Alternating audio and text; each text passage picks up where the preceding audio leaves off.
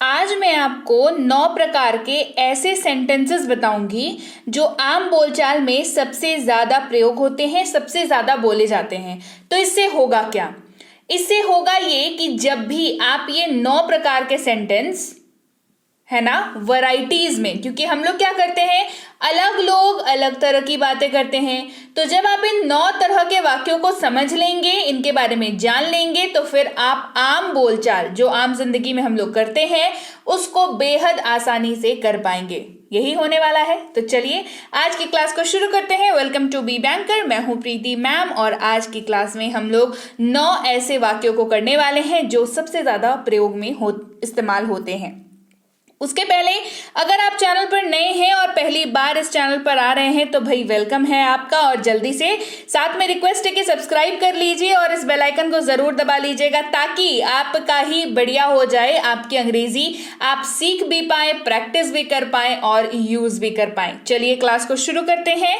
सबसे पहले general work, मतलब जो आम जिंदगी में काम वगैरह को बताने के लिए जिस तरीके के वाक्य यूज होते हैं वो कुछ ऐसे होते हैं। जैसे बोलते हैं ना, हम लोग खाते हैं, हम लोग जाते हैं, हम लोग सोते हैं, हम लोग नाचते हैं, हम लोग उठते हैं, हम लोग चलते हैं।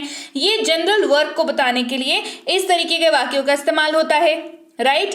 तो यानी कि आपको कॉमन क्या दिखा, मैंने जितने भी सारे आपको वाक्य बताए इन सब में आपको कॉमन क्या दिखा, इन सब वाक्यों के अंत में या तो आपको दिखेगा ता हूं, या दिखेगा ता है, ते है, ती है। ठीक है, ये सारे आपको दिखेंगे जब आप जनरल किसी काम वगैरह के बारे में बात करते हैं। हम लोग खाते हैं, ता हूं, मैं खाता हूं, वह जाता है, तो ता हूं, ता है, ते है, ती है, ये आपको देखने को मिलेगा। तो आपको करना क्या है, आपको जानना है एक स्ट्रक्चर जिसके बेसिस पे आप इस तरह के हजारों नहीं लाखों वाक्यों को अनुवाद कर सकते हैं, ट्रांसलेट कर सकते हैं। और वो स्ट्रक्चर भी जो है ना बहुत सिंपल सा है। स्ट्रक्चर है सब्जेक्ट प्लस वर्ब का पहला फॉर्म। जी हाँ, दूसरा नहीं, तीसरा नहीं, चौथा नहीं, पांचवा नहीं, सबसे पहला वाला फॉर्म।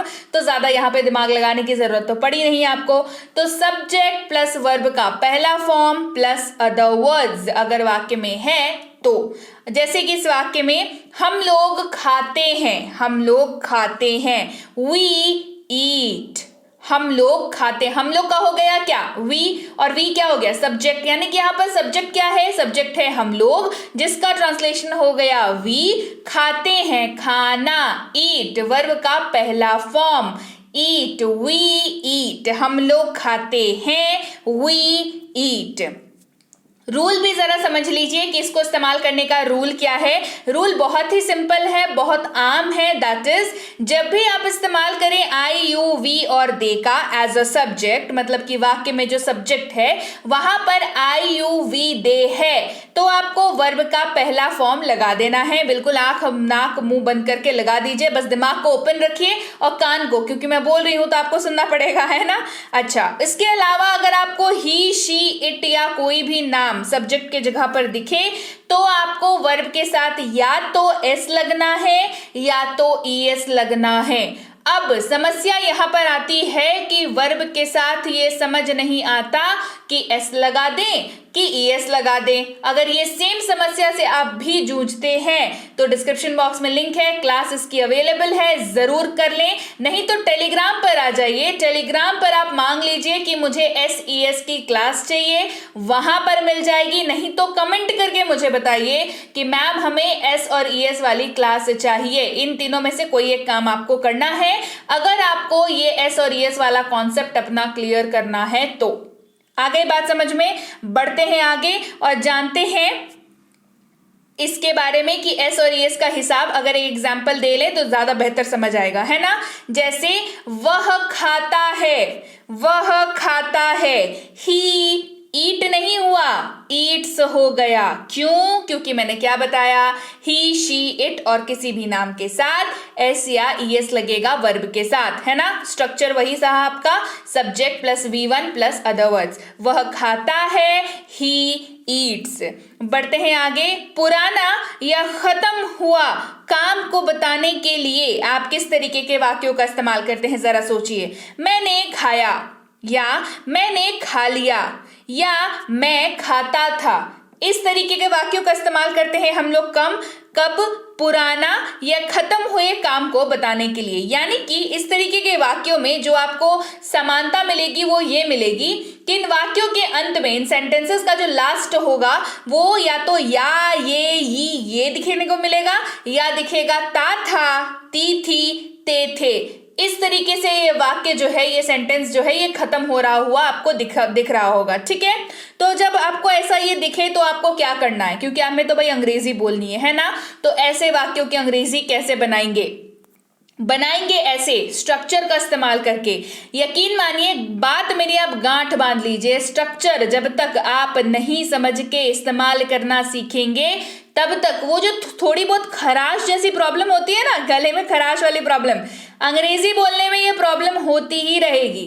तो कृपया करके स्ट्रक्चर को ध्यान से समझिए, ध्यान से पढ़िए। स्ट्रक्चर है इस वाक्य का सब्जेक्ट प्लस V2 यानी कि वर्ब का सेकंड फॉर्म, उसके साथ अदर वर्ड्स। V2 क्या होता है, जैसे कि मैं कहूं ईट, eight, eaten, V1 V2 V3, यानी कि V1 हो गया ईट, V2 हो गया एट, और V3 जब मैं कहूं तो वो हो जाएगा ईटन। राइट, चलिए, तो वर्ब का सेकंड फॉर्म यहां पर इस्तेमाल होगा, जैसे वह चला गया, वह चला गया, ही वेंट, वह चला गया, ही वेंट। इसके साथ भी रूल जानना होगा जी, बेशक जानना होगा, लेकिन बड़ा सिंपल है, दैट इज चाहे आई यू वी दे हो या ही शी इट या कोई भी नाम हो, आपको वर्ब के सेकंड फॉर्म का ही इस्तेमाल करना है। ज्यादा यहाँ पर दिमाग लगाने वाली जरूरत है नहीं, है ना।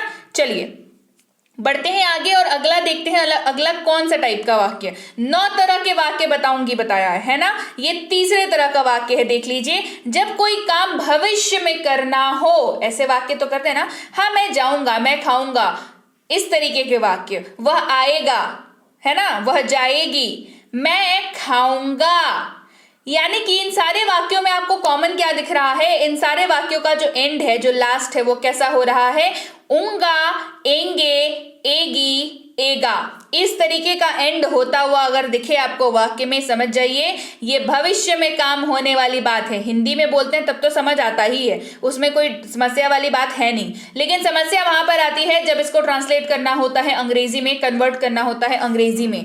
क्या करेंगे, बस स्ट्रक्चर बचाएगा, यहां पर भी स्ट्रक्चर हो जाएगा subject plus will plus V1 plus other words. क्या हो जाएगा, subject plus will plus verb का पहला रूप और अदर वर्ड्स अगर वाक्य में हो तो। जैसे वे लोग आएंगे, है ना, वे लोग आएंगे, दे विल कम, वे लोग आएंगे, दे विल कम। दे हो गया यहाँ पर सब्जेक्ट, विल तो लग ही गया, कम का वर्ब का पहला रूप कम ही होता है, और यहाँ पर वाक्य में अदर वर्ड्स नहीं है ना। सो वे लोग आएंगे, दे विल कम। जब कोई काम लगातार हो रहा हो, अगला टाइप, जब कोई काम लगातार हो रहा हो, कैसे बोलते हैं उसको, मैं खा रहा हूं, वो आ रही है, मैं जा रहा हूं, वो जा रहे हैं, बोलते हैं ना। वैसे कामों के लिए आपको वाक्य के अंत में दिखता है रहा हूं, रहे हैं, रही है, रहा है। इस तरीके का अगर आपको दिखता है तो ये बात तो साफ है हिंदी में कि ये लगातार होने वाले काम को डिनोट कर रहा है, लगातार होने वाले काम को बता रहा है। इसके लिए स्ट्रक्चर हो जाएगा subject plus is M R, तीनों में से कोई एक, ध्यान से सुनिएगा, इज एम आर, तीनों में से कोई एक लगेगा, और ये कंप्लीटली डिपेंड करेगा कि सब्जेक्ट क्या है, वो कैसे होगा आगे बताऊंगी। इसके साथ लगेगा वर्ब का चौथा रूप यानी कि फोर्थ फॉर्म, जिसमें लगता है ING, और साथ में रहेगा अदर वर्ड्स अगर वाक्य में हुआ तो। जैसे आप पढ़ रहे हैं, यू आर स्टडिंग, यू हो गया सब्जेक्ट, यू के साथ आर लगता है तो आर लग गया, और स्टडिंग होता है स्टडी का V4 ING, you are studying, आप पढ़ रहे हैं, यू आर स्टडिंग। समझिए अब जब भी आपको सब्जेक्ट में दिखे आई, आपको लगा लेना है M, दिखे आपको UV दे, यूज कर लेना है R का, दिखे आपको ही शी इट या कोई भी नाम, तो साफ है कि वहां पर इज का प्रयोग ही किया जाएगा। अंडरस्टूड, समझ में आ गया। बढ़ते हैं आगे और अगला टाइप देखते हैं। बीते समय में हो रहे काम के लिए, बीते समय में हो रहे काम के लिए, जैसे मैं खा रहा था, ऐसे वाक्य, मैं जा रहा था, वो रो रही थी, ये सारा बीते समय को बताने वाला वाक्य है ना। तो क्या दिखेगा, रहा था, रहे थे, रही थी, ये आपको दिखेगा वाक्य के अंत में। तो स्ट्रक्चर क्या इस्तेमाल करेंगे, स्ट्रक्चर इस्तेमाल करेंगे सब्जेक्ट प्लस या तो वॉज या तो वर। ध्यान दीजिएगा, या तो वॉज लगेगा या तो वर लगेगा। और ये कैसे डिसाइड होगा कि वॉज लगेगा कि वर लगेगा, ये सब्जेक्ट डिसाइड करेगा। और सब्जेक्ट में क्या लगेगा वो मैं आगे बताऊंगी। तो सब्जेक्ट प्लस या तो वॉज या तो वर, साथ में V4 यानी कि वर्ब का चौथा रूप, और अदर वर्ड्स अगर वाक्य में हुआ तो। हम लोग पढ़ रहे थे, वी वर स्टडिंग, हम लोग पढ़ रहे थे, वी वर स्टडिंग। देखिए अब आपको समझना है कि यू वी दे कहाँ इस्तेमाल, यू वी दे के साथ क्या इस्तेमाल होगा। यू वी दे के साथ इस्तेमाल हो जाएगा वर, और जहां भी आपको दिखे आई, ही, शी, इट या कोई भी नाम, तो वहां पर आपने इस्तेमाल कर लेना है वॉज का। याद रहेगी बात। चलिए बढ़ते हैं आगे और अब समझते हैं कि भविष्य में जो काम जारी रहेगा वहां पर क्या इस्तेमाल करेंगे। भविष्य में कोई काम जारी जब रहेगा तो वहां पर क्या इस्तेमाल करेंगे। आपको ऐसा वाक्य दिखेगा, मैं खा रहा हूंगा, क्या दिखेगा, मैं खा रहा हूंगा, यानी कि वाक्य के अंत में आपको दिखेगा रहा हूंगा, रहे होंगे, रही होगी, रहा होगा। ये अगर आपको वाक्य के अंत में दिखेगा तो आपको इस्तेमाल करना है इस स्ट्रक्चर का, जो कि है subject plus will be plus V4 plus other words. जैसे कि वह पढ़ रहा होगा, he will be studying, वह पढ़ रहा होगा, he will be studying। चलिए अब देखते हैं कि आपको will be किसके साथ लगाना है, कौन से सब्जेक्ट के साथ। भाई तो सारे सब्जेक्ट के साथ ही will be लग जाएगा, यानी कि I, you, we, they, he, she, it या कोई भी नाम हो will be लग जाएगा। कोई समस्या वाली बात यहाँ पर नहीं होगी। चलिए बढ़ते हैं आगे। काम जो हाल ही में पूरा हुआ हो, जैसे बोलते हैं ना मैं खा चुका हूं, मैंने खा लिया है, मतलब जस्ट खत्म किया है ना। अरे मैं खा चुका हूं, आप जाइए खाइए। बोलते हैं ना पार्टी में, अरे अरे मैं खा चुका हूं, आप जाइए ना, आप खा लीजिए। यानी कि आपने जो काम हाल ही में पूरा हुआ, आपको वहां पर दिखेगा चुका हूं, चुकी हूं, चुके हैं, चुका है, या तो या है, ये है, ये आपको दिखेगा। तो आपको इस्तेमाल करना है इस स्ट्रक्चर का, जो कि है सब्जेक्ट प्लस या तो हैव लगेगा या तो हैज लगेगा। ये डिपेंड करेगा कंप्लीटली कि सब्जेक्ट क्या है उसके हिसाब पे। और इस्तेमाल होगा V3 का, यानी कि वर्ब के तीसरे रूप का, और साथ में अदर वर्ड्स अगर वाक्य में हुआ तो। जैसे वह जा चुका है या वह चला गया है, he has gone, वह जा चुका है या वह चला गया है, he has gone। बढ़ते हैं आगे और समझते हैं कि हैव किसके साथ इस्तेमाल होगा और हैज किसके साथ इस्तेमाल होगा। तो आई, यू, वी, दे अगर सब्जेक्ट की जगह पर है तो आपने इस्तेमाल करना है हैव का। अगर ही, शी, इट नेम है सब्जेक्ट के जगह पर तो आप इस्तेमाल कर लेंगे हैज का। बढ़ते हैं आगे और समझते हैं काम जो बीते समय में पूरा हो गया हो, वैसा अगर आपको वाक्य दिखे तो आपने क्या करना है। वाक्य कैसा होता, मैं खा चुका था या मैंने खा लिया था। ऐसा वाक्य जब आपको दिखेगा तो इस तरीके के वाक्य में अंत में आपको क्या दिखेगा, अंत में दिखेगा चुका था, चुकी थी, चुके थे, या था, ये थी, ये थे, ये आपको दिखेगा इस तरीके के वाक्य में।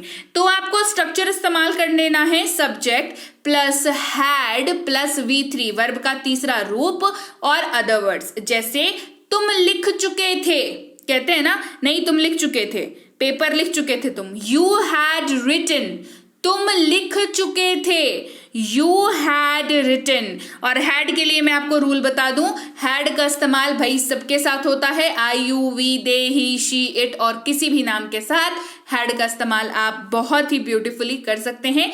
कोई समस्या वाली बात यहां पर नहीं है। बढ़ते हैं आगे और अगले टाइप की बात करते हैं।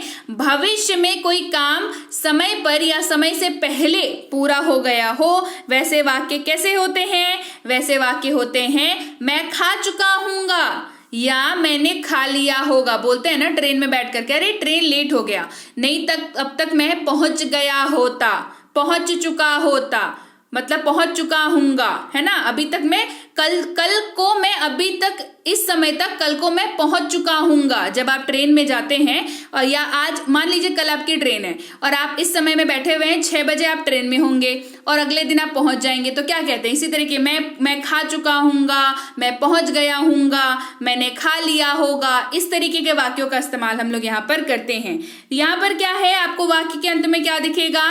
चुका हूंगा, चुका होगा, चुके होंगे, चुकी होगी, या होगा, ये होंगे, ये होगी, ये आपको दिखता है जब वाक्य के अंत में। तो आपने स्ट्रक्चर इस्तेमाल कर लेना है ये वाला, subject plus will have plus V3 verb का तीसरा रूप और अदर वर्ड्स। जैसे मैं खा चुका हूंगा, मैं खा चुका हूंगा, आई विल हैव ईटन, मैं खा चुका हूंगा, आई विल हैव ईटन। अब समझने वाली बात यह है कि विल हैव का रूल क्या होगा। तो आई यू वी दे हो या हो ही शी इट या कोई भी नाम, आपको विल हैव का इस्तेमाल करना है। जी हाँ, सबके साथ विल हैव का इस्तेमाल हो जाएगा।